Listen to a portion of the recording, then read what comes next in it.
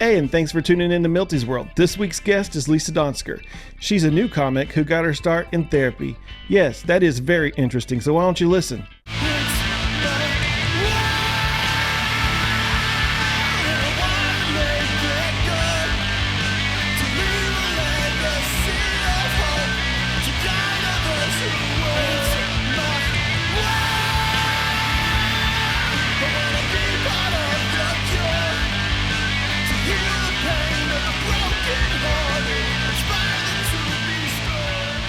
I'm here. You're not. You're there. You're not there. You're hearing things in my head. This is not. Yeah, I only hear you. You're hearing things in your head. That's appropriate for this conversation. I am. I'm now experiencing what it's like. Oh, there you are. Hi. What's up, deuces? It's so great to see you. Yeah. I literally work on my computer doing telehealth every day. That's never happened to me before. It's probably like the time of day that you don't normally use it. So your computer's probably like, it's time to do this thing. Yeah, I'm busy here. I'm doing things. I'm being a person. Stop. Yeah, it literally, I think the whole thing just updated while we waited. So being a person. Okay, you're psychology. And be a person. What do you think about AI? Oh, we were just talking about this last night, actually. I try again, like I want to be a cynic. I want to be a deep, dark person, but I'm not good at it. I'm not good at it. I try. So part of me is, if AI gets fed truthful things, such a great, awesome help experience. We can research and have so much knowledge. But if it's fed bull honk, then you're going to get nothing but false out. So it's a little scary in that there's a lot of false stuff to be fed. Yeah. I use like 2 or 3 different ones against each other because like sometimes like they'll say things and sometimes it's like even like life or death situations. Like you wouldn't want to go with that. You wouldn't want to go with that. I think it's a great place to start. It's a great idea starter. Yeah. But at that point, then you have to still use your brain. You have to still consult with the person. But again, fact checking is everything. Yeah. Even in art, like you can tell people that if they use AI, well, you can't tell they use it. But if they use AI to create their art, like it's obviously this is not real. Yeah. It's interesting. I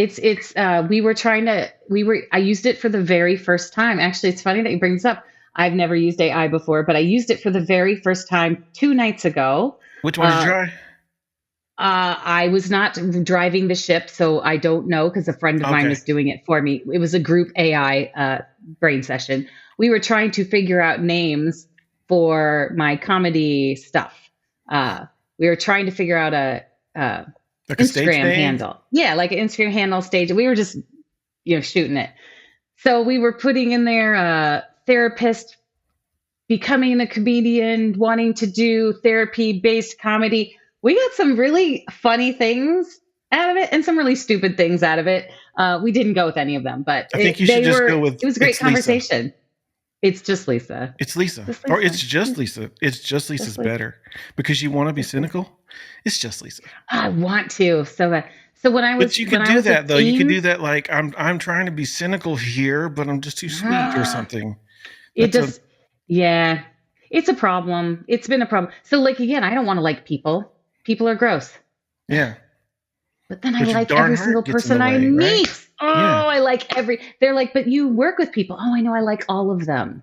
Oh. I like all of, darn it. I just want to hate. Can't I hate some people? For real. I try.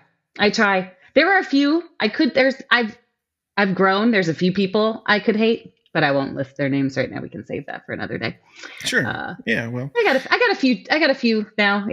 The world is evolving. But like when I was young, when I was young, I wanted to be goth. I wanted to be punk. I wanted to be emo. I wanted it. And I had some friends who were really good at it. So they'd wear like black lipstick and torn stockings, and they were so good. And I would put on the entire same outfit black lipstick and I'd look like a failed cheerleader or like a really nerdy golfer or Yeah. something. And Yeah. it was so disappointing. It was so disappointing. And so I still try occasionally to be like edgy. This is not my, That's I'm edgy funny. in my heart. My heart is edgy, but the outside of me just doesn't do edge real well. So I Yeah. settled on cardigans. Oh, I'll just go soft. What are you gonna, I'm going to be warm and comfy. I'm going to go with cardigans. So that's the best. I like that. That's a good story. That's good origin story.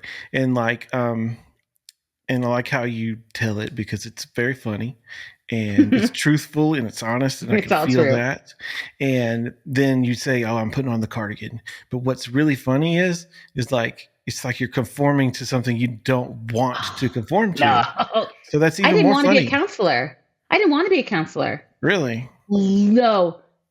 Oh, it still annoys me that I'm a counselor. I can't Yeah. tell you. Because starting, I would say second grade, no joke.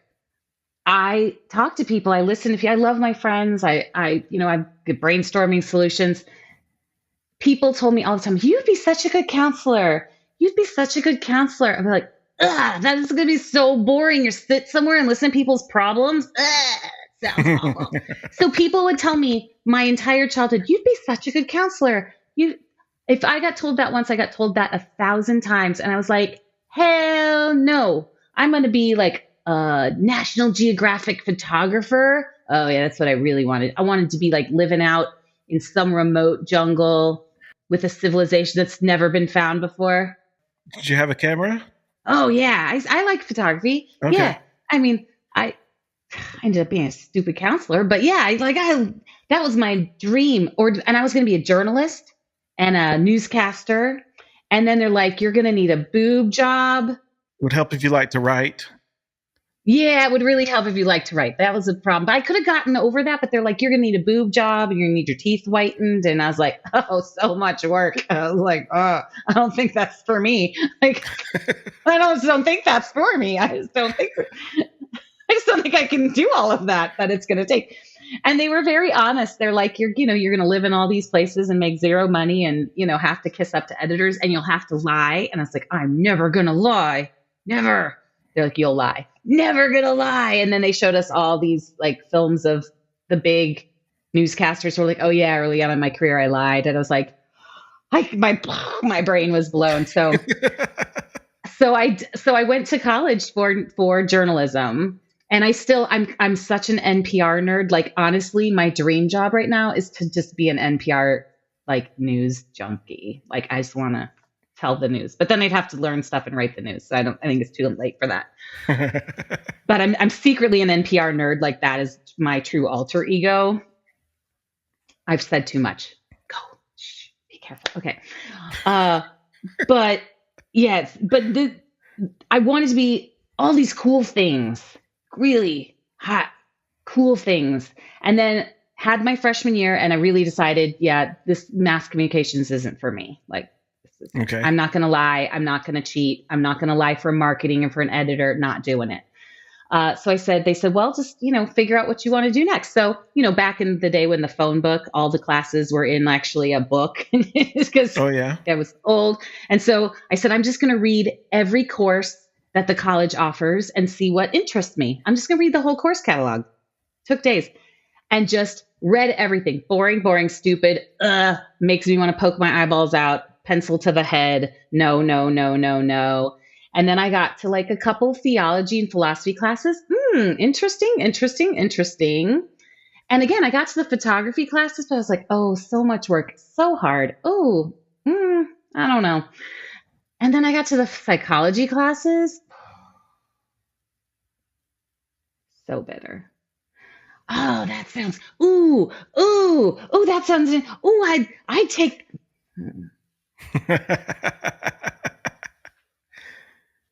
I wanted to take every single one. I was so annoyed. I'm going to end up being a stupid counselor. Dang it. I was so mad. And I was like, maybe I could do research. Maybe I'll be a researcher. That's cool. No, just a counselor. Couldn't help it. So all those people from second grade on who told me that, I just didn't, I wanted to do anything but that. So I didn't want to do that. So boring. Sitting in an office, talking to one person at a time all the time. But it's just, yeah. And so so even when I became a counselor, I always told people this is my backup career till I really figure out what I want to do. Because I really want to do something else. Sure. This is my backup career. Because the girl's got to eat. Right. I talked about that. Very important. And, but I just never didn't like it enough to pursue anything else because it's lovely. It's like, it's good. I hate liking it. I hate it. Yeah. Yeah. I get that. I totally get that. Very annoying. I do not want to be boring, but yeah. I feel like I can relate to you with that. Like I've always been that person that could relate to other people and like, you know, you want to talk to them and like then they go through problems and, you know, I've got my little 13-year-old girlfriends over here when I'm like 14, 15 years old. And like, you know, I'd rather be their boyfriend, but no, they come to me. What do I do in this situation? Blah, blah, blah, blah. My boyfriend broke up with me. Okay, date me. But you know, funny. It never would happen, right? I don't know what it was about me, but they felt comfortable to come cry on my shoulder. But they, you know, it was like, wow, okay, great. One of my favorite jobs before being a full-fledged therapist, I worked as a valet. In my late 20s, very late to be a female valet. I'm not a lot of female valets, which is probably why I wanted to do it because I always wanted to do something that I wasn't supposed to do. You talking about dancing on stage? No, valet, like driving, parking your car, parking your car. I love driving. I love driving cars. And so at 28, when I went back to graduate school to become a counselor, so annoyed, I worked as a valet. So it was me and like a bunch of 20-year-old, 21-year-old guys who all had girl problems or were, you know, completely messed up. So we would be running back and forth cars and they'd be telling me all about the girl on the date. What should I do? And we'd talk. It was like all therapy all the time for these cute little like young guys. They were so adorable. I loved it. It was super fun. So that was my pre-therapy work. And you were what age then? I was like 27 or 28. Yeah. It was great. Yeah. You're like the big sister to them, I guess. It was so fun. Yeah. And I was, yeah, it was great. It was a lot of fun. But I did get, and at the time I was studying martial arts. I had really short hair. It was great exercise. It's great to do a job where you could exercise at work. So that was perfect. Yeah. That's cool.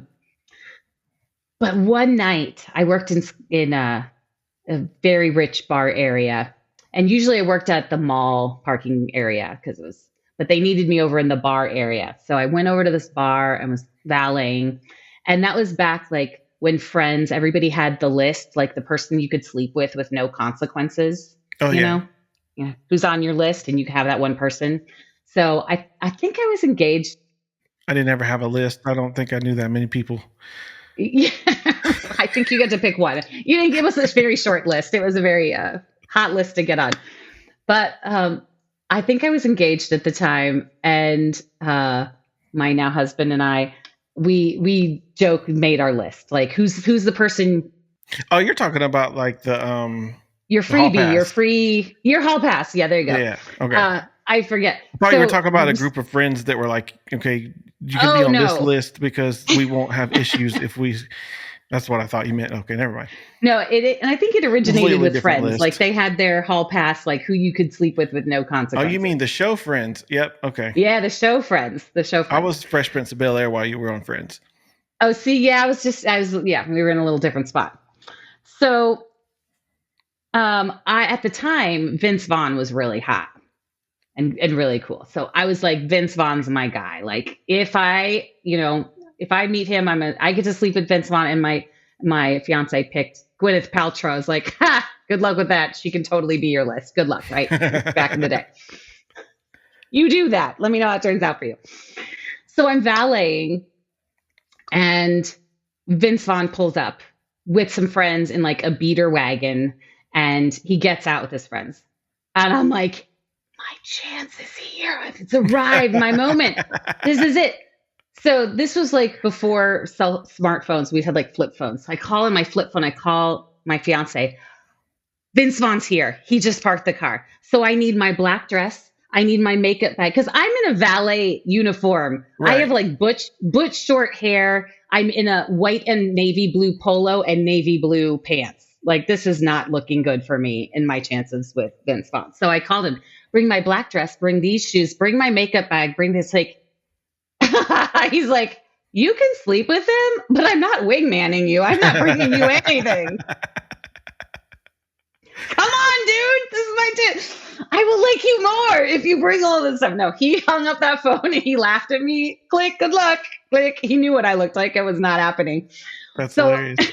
I did borrow someone's camera because we didn't have pictures on our phones. And Vince Vaughn came out and I got a picture with him. And this would be a great comedy show, except I think I burned the picture many years later. I'm like in my valet uniform and he's like, it's so embarrassing. So my fiance put that picture on our refrigerator for years. That picture was on our refrigerator. That's awesome. And I wish I still had it now because I'm now finally through the trauma. Now you appreciate it. Took it's still a little traumatic, but he wouldn't wingman me. It was very sad. He said, I don't have to help you. Very sad. That's an awesome story. Oh my God. Oh, would you imagine being famous like that though? And like people always wanting pictures from you? I don't blame him for having that sourpuss face. He earned it. And I was so excited and he didn't know he was my list guy. He didn't know. I saw Shia LaBeouf recently. He actually did really well. These people were like taking pictures of him. He had the meanest, maddest face, but he didn't act out. And I was like, wow, good for that guy. Because he used to would have torn him up. It's got to be so annoying. And he was so cool to take pictures with me. But man, I felt bad later. I was like, I'm a moron. What are you going to do? You know, I did the same thing. And we didn't have pictures. So sorry, Vince. If you're watching this, sorry, Vince. I feel bad. Definitely sorry, Vince. But also shout out and say hi to us if you are. Shameless, but we'll have to plug him. I was in LAX. I went to Australia, and you know, like when you fly for 13 hours, and then you still have to go even further, like to get to Atlanta from LAX. You're tired, and there's there's a Red Robin there, and past the Red Robin, there's like this giant seating area just full of glass windows, and it's like bright in there. And if you can sleep, you want to sleep, you try to. So I'm like laying there like this on the seat, and I just kind of glanced up. And I was like, is that really Fonzie? And I got up out of my chair and I ran up to Henry Winkler and I was like, it's you. Oh, no. It's you. And he's like, yeah, it's me. And I'm like, I'm sorry. I'm not trying to be rude. I said, can I get that autograph at least by chance? And he's like, yeah, but you got to come with me. I'm late for my plane. And he's like taking off. So I run into the store. I was like, you got a business card? You got a pen? Boom, boom. I got both of those things and I ran and caught up with him and he signed it. And so I still have it in my copy of The Waterboy. Oh, that's cool. He was really nice. Really cool. Yeah. But he was, you can tell he was like actually late for his plane. So like he was rushing, but he took the time to, sign a piece of paper for me. I think that is genuine compassion when people who are in that position can understand, but they have to set limits and, have some health around it. But that's a tough line to draw. That's a tough line to draw. He was my hero too. When I was a kid, used to watch Happy Days on Nick at Night. Yeah. And Fonzie was the coolest guy ever. It was on after school when I used to come home. We watched Happy Days all the time. We ran into, we took our kids to Europe. It was our first trip to Europe as a family. And that makes it sound like we've gone 17 times. We've not gone to Europe 17 times, but it was our trip. We took the kids to Europe when they were pretty young, but we used to watch Anthony Bourdain. Was it better than Griswold Vacation? It was way better. Yeah, we were cool. We like smooth sailing. But before traveling, when the kids were little, we didn't watch like kids shows, but we would watch Anthony Bourdain and like the eating weird food shows. We watched a lot of food shows with the kids. Yeah. And so we watched a lot of Anthony Bourdain, and we're taking the kids to Europe, and this is going to be this great trip. And we landed in Paris, and we missed our train. We missed our connecting train to get out of there. So we just decided we're just going to rent a car because the next train wasn't for like 8 hours. I was like, no, we're not. Oh, wow. Yeah. So we're like, we just need to get on the road. Everyone's exhausted. We just need to be in a vehicle. We can at least pull over and sleep or something, right? So in the car rental line Anthony Bourdain was in front of my husband and the kids in line. And That's so my wild. son freaked out and is like, it's Anthony Bourdain. He was freaking out. It's probably the first celebrity he'd ever seen. But then I said, that's how cool our trip is. We're at the same place where Anthony Bourdain is. That's how cool this trip, and the kids were freaking out. They're like, we're going to be on the coolest trip ever. We're at the same place. He was probably just taking a break from real travel, but it started off our trip really cool. We're like, see how cool we are? We're taking you cool places. Yeah. Yeah. No, you feel like that. Cool. You feel like that. My wife actually recently got, with her work, she got to go to Cancun and like bring a +1. So we got to go to this resort and like, like the way that the rich people say that you're supposed to live is you live off other people's money, right? So like, I'm like getting free drinks and food all day long. And I'm like, this must be what it feels like to be rich. Yeah. I would love to know that feeling. Counselors don't get perks, right? No. There's no perks. There's no perks here. My husband works in business, so he got a real perky vacation one time and we lived it up. And I was like, I am so bitter that therapists get none of this. Right? We don't get any of this. Like there's nothing, right? Which is okay. It's like being a nun. You sacrifice everything to just do your job, right? Sort of like that. But yeah, there's a lot of people whose jobs give them perks. For sure. I'd like that. Definitely. I could roll with that. My job gives me perks if I sell stuff because I get the commission. But like sales guys get perks. But you got to actually be able to. No, I'm pretty okay with it. You gotta be good at it. I'm so sorry. I didn't mean. I'm not judging. No. Good sales guys get perks. Okay, good. Right. No, I was just joking. Great. But I did have a rough patch there, learning the process and everything. But I have gotten better lately. I've been able to connect with people, and I've started looking at it as I'm helping these people to buy something they want to buy, and I'm helping them to make a good decision on getting a good quality thing. It's. I always say that I'm like the used car salesman as a therapist because I have to convince someone to make a change that's going to be really hard and get them to totally buy in. So I feel like and that one actually physically hurts on the inside too. I feel like in therapy, I am often a used car salesman. I know you don't think you want it. You say you want it, but it's going to take work. But if you can get their buy-in and you can get them to go, it's all good. And like you said, if they're buying something they need and want, you're helping. That's it. You can do it respectfully or you can do it as a shyster. That's true. If you do it respectfully, they'll probably buy more because you're respectful. So that's a good point. But I always used to think, man, I'm selling behavior change, and it's hard to sell sometimes. It's hard to sell what they need. Yeah, it's hard to sell. Yeah. You got to work on a lot of sales pitches.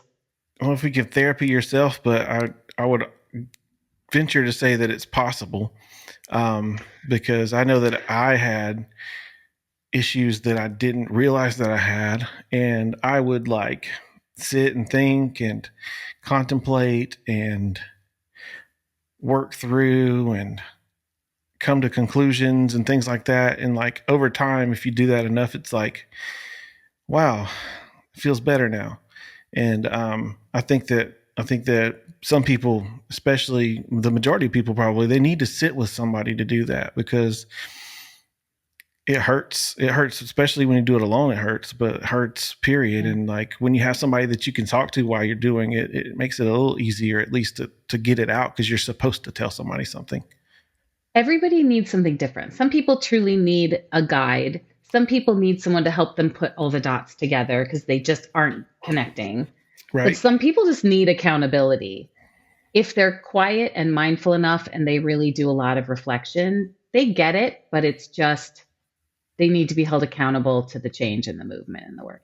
So there's I feel a lot of different roles. Some people really don't know what they need and they need something and you really have to help them piece it together. Are they harder to reach people that are like that? I just don't struggle a lot. Honestly, it sounds so arrogant, but I just would say most people I meet, I connect with and I can just help with what they need. Yeah. And I love it. Honestly, I do.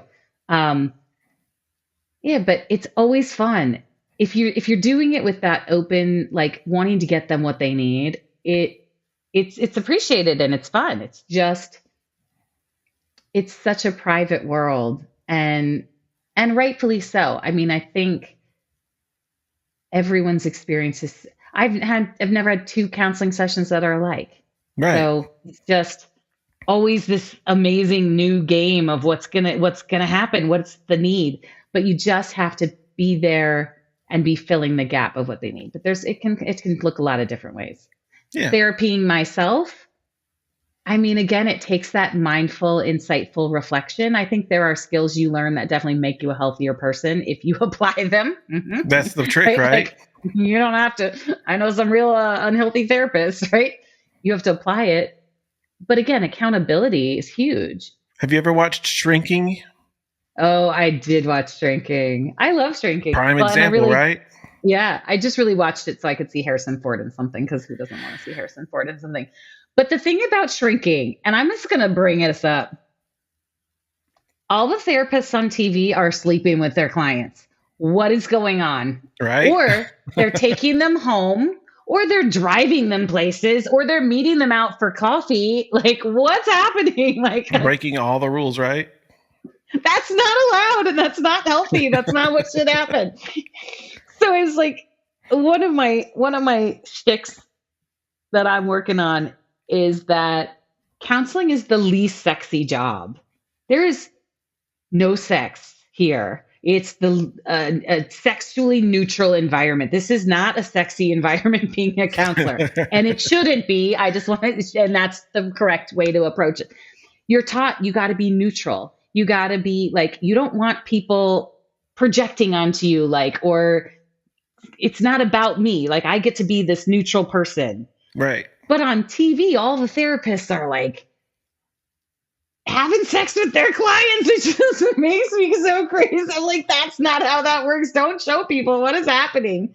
It's like, But it's so funny because you're so trained how to be neutral and not, sweater really helps with that. This is, not a sexy outfit, right? This is not.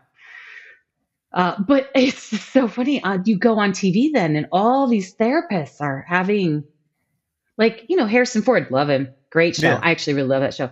He takes a client to live at his house. Well, Harrison Ford doesn't, but his other guy. What is happening? Right, yeah. I'm like, I said, honey, we don't do that. That's not what we do. So my son is so cute. He's like, but they went out and like, that seemed really helpful. They really had a nice talk. They got to know. I was like, nope, not helpful. Not helpful. Nope. Right. Nope, that's not helpful. Nope. And here's how a million ways how it can go bad. And I had to tell him, he's like, oh, I see. Yeah, that could go bad. I was like, not helpful at all. Yeah. What about the neighbor Liz though? Well, who's in love, Liz? Right? She is but she's hilarious. a problem. She is a problem. Yeah. She's a problem. Right? Yeah. They're all a little. The boundaries is it should be shrinking, no boundaries. Like that should be the name of the show. But we laugh because part of being a counselor is not doing that stuff. But then you watch TV and all the counselors are doing something with somebody. Well, from a non-counselor perspective, it's funny because it's not supposed to happen. It's not supposed to happen. It's not. No. Like from scene 1 where he's in the pool with the two girls and you don't know what's going on. Like I was like, what in the world's going on here? Yeah. This guy's like snorting cocaine and drinking alcohol in the pool with girls. Like not supposed to happen. Yeah. Yeah. So that's why I only do that on Tuesdays. Because one day a week, Tuesday, nothing important happens on Tuesdays. No, only I'm just on kidding. Tuesdays. It's just, So we laugh when we watch counselor stuff on television, because I'm like, who are they going to sleep with? Who are they going out to dinner with? Who are they calling, stopping by at home, dropping off stuff at their house? I was like, what's happening? What are some other counselor shows? I didn't know that this was a genre. Oh, I'd have to. There's counselors snuck in. There was a whole Frasier. Oh, Frasier, right? Bob Newhart was a counselor. Okay, I didn't realize that. In the day, okay. Loved Bob Newhart. That was so creepy when I was young, but I really liked it. I liked all this. Yeah, it was counseling from birth. There was a show. Oh, it was with Will Ferrell. Oh, it was such a good show. See, my husband knows all the show names. It was Will Ferrell. And hold on, I'm gonna have to look it up because it was amazing. Yeah, Will Ferrell, and he was he was taken advantage of by a psychiatrist. Farrell psychiatrist movie, and that is a great show. The Shrink The Next Door. Shrink Next Door. Okay. It's really good. So it's so bad. It looks creepy. It's really creepy, but it's a true story. So it's not a comedy. No. Well, everything with Will Ferrell is kind of a comedy. It's kind of a comedy. No, dark, very dark. Okay. And a comedy at the same time. Highly recommend. But again, another therapist show based on a true story, which I love all true stories because I'm me. Horrific. Should never happen. So bad. Not good therapy. So boundaries is the thing. Yeah. So I always joke with my husband that my whole career, it's literally illegal for me to have sex with any of my patients, right? Or anyone I work with. Sure. So that really makes my husband, he's like, well, you're at work. What am I going to worry about? Right. Because he knows I'm an ethical, rule following kind of girl. Right. I said, but if I do comedy, I can sleep with whoever I want. There's no rules in comedy. There's no rules in comedy. Opening my all the doors are open to me. He's like, I don't have to help you with this. I don't have to wingman you. So, all the doors are open to me in this field. So no boundaries, right? I can mess people up. I can say horrible things. Right. Yeah. Who are they going to complain to? The box office lady? They can't complain to anybody. No, I like that. There's no board of comedy. They can't complain about me. There's no rules. You could say whatever you want to say. I had rules before. Yeah, I had rules before. Like people could file me a complaint. I could lose my license. There's no license in comedy. No. And maybe I will be dark. Maybe I will become a dark person. Yeah. Remember, could happen. You don't have to. You can put this out here as your character, and then it's not what you say is not really what you mean. Like if you think about it, like then you can say anything you want because you're just playing. Right. And obviously you use a measure of caution with it, but at the same time, like, you can get away with more than you feel like you can. You can be edgier than you think you can. Edgy comedy is funnier. To me, like Eddie Murphy, back when I wasn't supposed to be watching Eddie Murphy, used to make me cry laughing. I used to watch Richard Pryor when I was a little kid, and if my parents knew I watched it, they would have been like, "What are you watching?" Steve Martin was my favorite. Oh, Steve Martin was good. And I watched all those. Richard Pryor was huge. All those. Jerk? And they were. Did you watch The Jerk? I love that movie. Yeah, for sure. I love Steve Martin. But at the end of the day, and again, like I say, I want to be dark. I want to be edgy. It's like my dream. But Jim Gaffigan is my absolute favorite. Okay. And he's so clean and he's just so wonderful. Like, I don't know. He's like so not dark. So yeah, he's literally my favorite, and my kids love him. We all love him. So he's hilarious in just being himself. And again, I do think it's great to put on a character, but I can't also help. My whole world is about being genuine and vulnerable. I can't help but be totally genuine. That's your punchline. I can't help but be totally genuine. That could be your punchline. You could be, I'm all dreadful and dreary, but then at the end, I've got the sweet little something for you. I love those damn people. Yeah. Love them. Some of the best comics, really. Yeah. Some of the best comics, like Dave Chappelle, like he has you rolling and he's like being negative and like just really plowing into things and tearing things down. And then at the end of it, he builds you right back up. And it's like, but really, like you could have that too. Leslie Jones gets me too. I just love her. I just love that woman. She's amazing. She's so funny. And I really believe that she's just totally being herself, and she's probably not. I'm sure she has another persona, but I'm sure she's more than what I've seen. But we just love her take on everything. I'm glad they just record her watching television, and like we watch her watching television, which is so sad. It's Leslie Jones. I'm gonna have to look this person up. I don't look know. Her up. And she has commentary on the Olympics. Really? She's hilarious. Oh my gosh, she's hilarious. Now, have you seen? She's hilarious. Snoop Dogg's commentary on Planet Earth series? Oh, I know who she is. She's funny. You know Leslie Jones. Yeah, she's great. Saturday Night Live. I heard about that, but I have not watched it yet. Well, you have done yourself a disservice, and I just challenge you to go on YouTube and look for it, because it's the best thing ever, especially the one with the mongooses. I don't want to do myself a disservice. I really don't. the one where he's narrating this mongoose, these like a whole pack of mongooses come up, and like I can't remember if they it's like a cobra or something, or I don't remember, but they like come up on it, and like there's like this little exchange, and then he's like narrating the whole thing, and like it's got all this hype, and like this the whole vibe. You got to see that. I think for my own self-care, I will take you up on that and make sure you'll laugh a lot for sure in my list of things to do. Absolutely. That's great. I really I'm having a lot of joy going from the therapy world to comedy world, because they're so different. Yeah. But the big conflict I think I'm going to have, and this is partially real, and it's funny. I think it's funny, is that in comedy, I think it might be really helpful if some people who are coming to listen to your comedy may have had a drink. Like, might be helpful. Might be. Loosen it up a little bit, I never want people to drink in my other job. Please don't drink. Stop drinking. Like, drinking is never the answer that's helpful for anything. So I have spent 25 years begging people, don't drink before you come see me, ever. Like, please don't. Right? Oh my God. And every story, everything we share, drinking less is probably almost always the answer, right? But now I'm thinking, gee, I kind of hope people may have I have a lot of conflict. I'm having a lot of conflictual feelings about that need. So this sounds a little bit bipolar right now.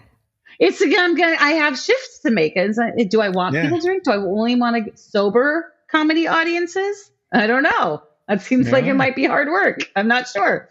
So I have a lot of conflict around that. See if you can get involved with the dry bar comedy humor. And I love dry bar. See if that's a thing for you or not. And again, I'm a fan of like low substance use, because I've seen a lot. I've seen a lot of things. But in this career, there's a lot of substances out there, and I'm like, oh, so much internal conflict. It's great. Or immerse yourself in the dark side, and allow yourself to be a light there. For those people who are backstage in the green room who need to talk to somebody who won't. Oh, I won't be able to help it. I'll be, oh God. You don't have to be the therapist. You just be a friend. And some people just need a friend. Yeah. It'll be hard not to care. I will care. I'll try not to, but I will. Like, think about, Robin Williams. Oh, He really needed a friend. I mean, like, to play comedy, such depth of characters that he played, and like, and Good Will Hunting was one of my favorites. He played the therapist in that, right? And love that movie. Such a great person. And what if he had a friend that was not on the same path of healing and darkness that he was already in? It's so interesting because I've been in the comedy world for about 2 minutes. Yeah. So I don't have a lot of experience. But literally about 10 minutes. But I just want to be very specific. But I do feel like there's all these lonely characters, and I don't know if it's just because we get to know them in their role, because they're, celebrities, they're known, and we lose them, and if just celebrity itself is lonely, or if comedy has another layer of that being funny is as a mask to something for people, and again, there's, so many comedians have died of self-destructive behavior. So I get it, but it's so opposite of where I'm coming from, but it's such an interesting part of this world. And again, it's so much like, comedians always talk about their therapist. That's just a joke. It's a running joke. I'm coming at this from I am the therapist. My son thinks my tagline should be, bitch, I am the therapist. He wants to make me t-shirts that say that. And I'm like, I'm so proud. The only way to sell those t-shirts is to say that. A lot. I guess I haven't quite gotten there yet to fully embrace it, but I'm thinking about it. But I was so proud. I was like, I really appreciate you giving. He got me an edgy catchphrase, right? So he's all in. He's very supportive. He's very sweet. He's like, Mom, that's your tagline. I was like, thanks, babe. I'm gonna really consider that. But I'm so used to being so appropriate, right?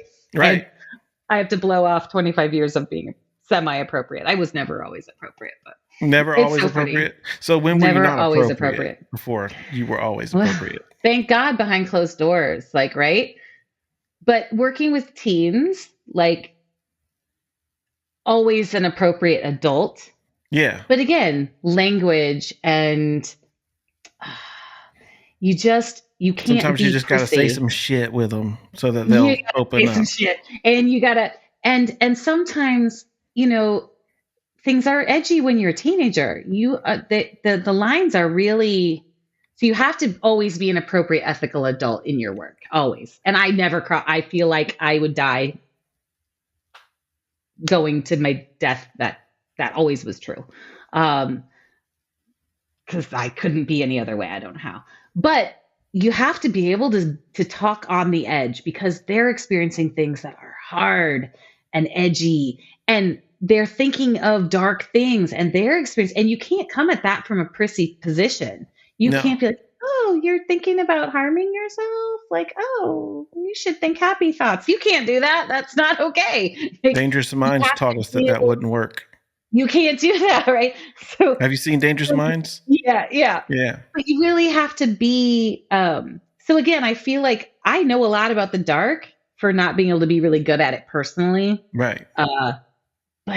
But conversations aren't always appropriate, and they aren't always clear cut because life isn't that way. Right. And then you start working with adults. I work with adults right now, and they're just big adolescents. They're just bigger, older. They've just been teenagers longer, as far as that's how I see adults. They're just teenagers. They've been there longer. It's the same stuff. Isn't it crazy? Yeah. Conversations are tough because you cannot come at it from a Pollyanna, prissy kind of position. For sure. You can't tell people, be happy.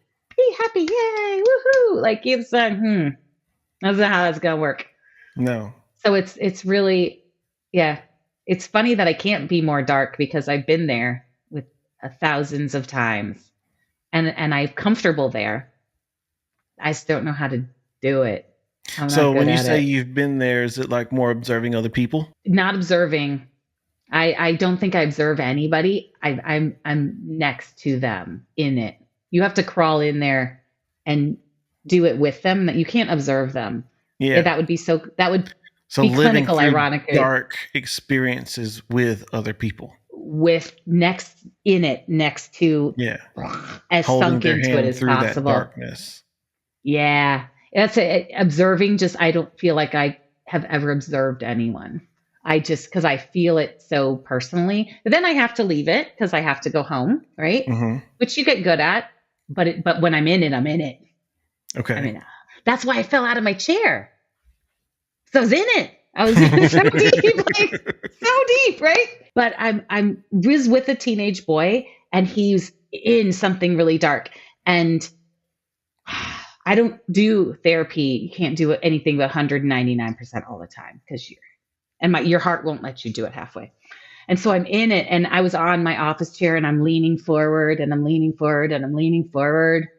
And I don't know why I felt I needed to lean forward. I don't know why that particular moment required a lean, because that's not my usual stance. But apparently I required a lean. I leaned way on the edge of my chair, and I leaned forward, and the whole chair just flipped out.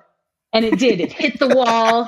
I'm on the ground, and he was dark. I don't know why I felt the need to be so physically leaned in. And it really did smack the wall, the loudest thud against the wall. And I land on the ground, but I didn't break eye contact with him. I was like, I don't care if alligators are eating me right now. I'm not going to lose eye contact with you. I have not lost concentration on what you're saying. It's so important. And did he keep it going, or did he lose it? He totally paused. I'm on the ground. He's like, you seem like you might have fallen out of your chair. I did. Hold on. Like, so I just don't like. So important what you're saying. Don't break your concert. So I grab the chair and I pull it back up and I put it under me. I'm like, go on. And I swear to God, I'm just like, continue. I'm right. Nothing's wrong with me. Didn't miss a beat. Didn't miss a beat. Now that is years. That is experience. That is just newbies can't do that. They would have gotten hurt. They would have like cried. I don't know what they would have done. They would have been embarrassed. I was all in. He needed to know. I may have just embarrassingly fallen out of a chair that seems like people sit in every day, all like levels of athletic prowess people. Yeah. But I fell out of it. I understand this, but we're going to just move forward. For sure. It was the only time I fell out of my chair. That's good. It had to happen. Well, yeah. I mean, right? Had to happen. I'm glad you didn't forget that instance because it makes for a great story. I don't think I did. It's so funny because I did forget it for a long time. And I was like, oh my God, remember like what happens in there? I fell out of my chair. So embarrassing. It was a little embarrassing, but got right back up. Just get right back up. Good metaphor for life. I hope he remembers it. Like, for sure. It's right back up in that chair. Parents bring their kids to you, right? And they send them in this room. The chair thudded against the wall. She was right outside the door.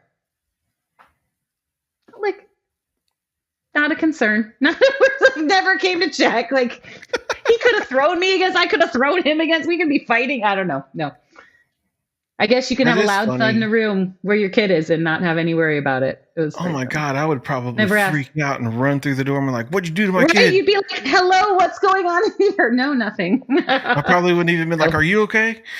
I think I told her, I did fall out of my chair. If you heard something, it was me. Just falling on the floor. She was okay with it by then. Okay.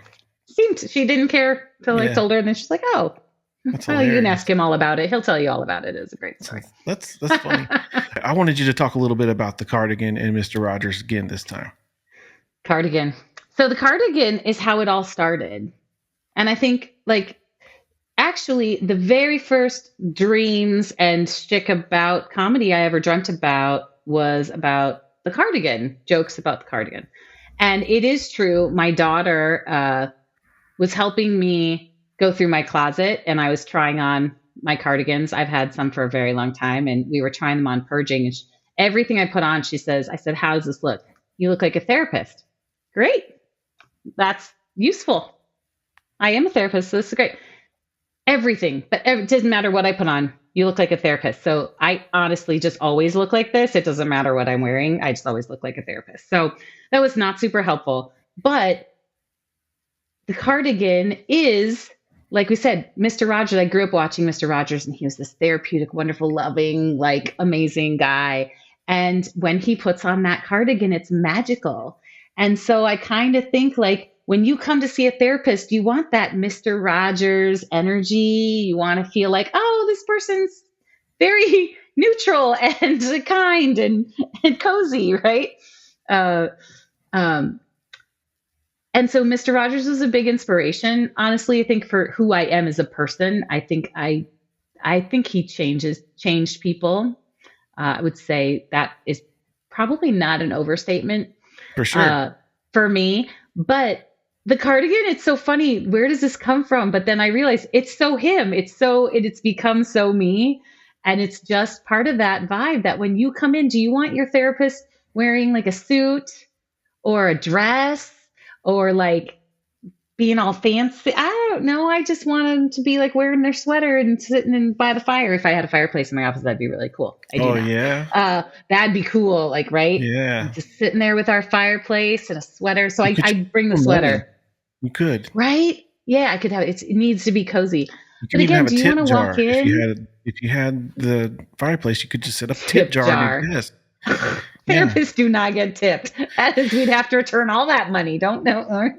Well, we need to add tip jars because this is what we're doing everywhere now.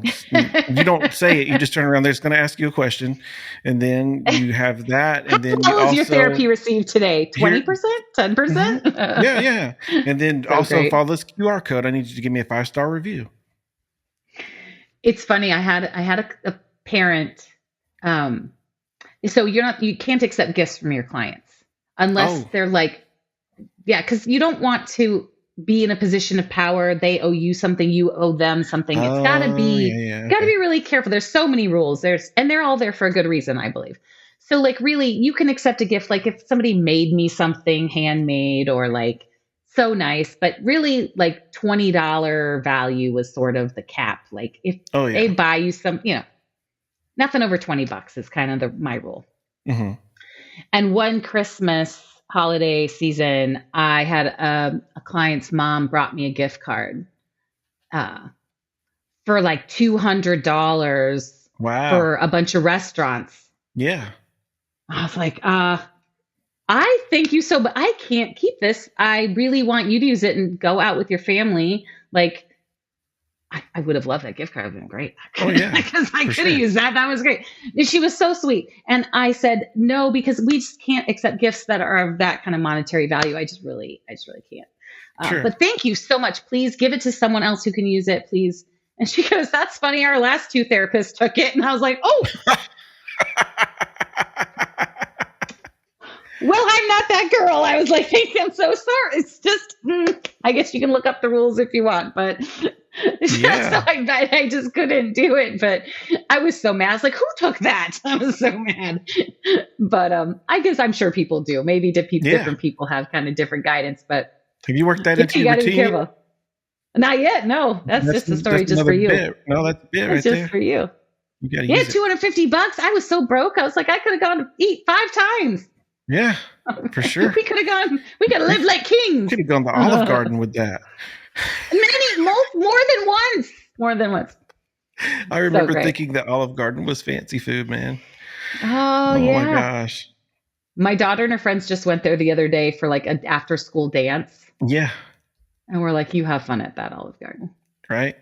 It's going to give me Like, indigestion. if you can smuggle me out one breadstick, I would eat it probably. Yeah, the breadsticks are totally worth it. But yeah, I get indigestion when I eat out at places like that anymore. If we cook it at home, I don't, so I know I can we cook can't better handle than all the the restaurants stuff. now, like, We've got to be clean living. yeah. I started trying to be gluten free and I did a good job with it up until Christmas. And then at Christmas, well, I went off the rails. Just cookies and, my grandmother makes dressing and I just ate all the bready things, just went for it, all in. And then ever since then, I've not gotten back. And I was talking to one of my coworkers the other day and I was like, yeah, that's what happened. And she's like, Christmas was 3 months ago, Milton. It's something you may want to work on with your therapist. How you need accountability buddy. You need someone to help you figure out, why do you hate yourself? Why do you keep putting gluten in your body? Right. I do. I mean, I do it. Yeah. But I have some self-loathing apparently I need to work on. It's because sugar tastes so damn good. So good. We should eat sugar together. I don't have any right here. I had a Red Bull before we got started. It's gone, honey. Now. I fear for you. You can't eat those. You can't drink those energy drinks. No, you're right. It's almost like you should just go to cocaine instead. Just do something. Just go energy. So yeah, if you go to the ER, C4 is almost cocaine, and I drink those sometimes, and they don't have sugar in them. No, stop. Oh, if you go to the ER with a heart arrhythmia, right now. I have assisted people going to the ER for heart arrhythmia, so I've witnessed this happen. The first question they ask you, they did not have cocaine.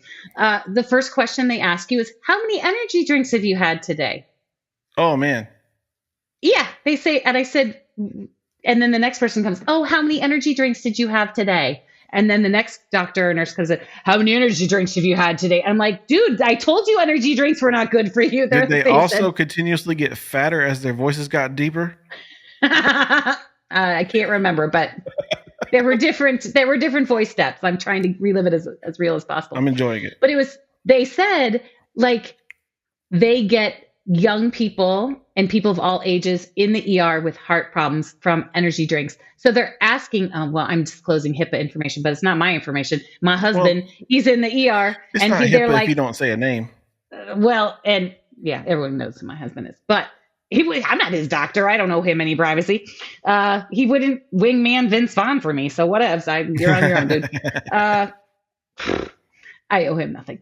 But he's in the ER and they're like, how many energy drinks have you had? How many energy drinks? He's like, 0, 0, 0, 0. And I'm looking at him, you better not have had energy drinks. I'm me.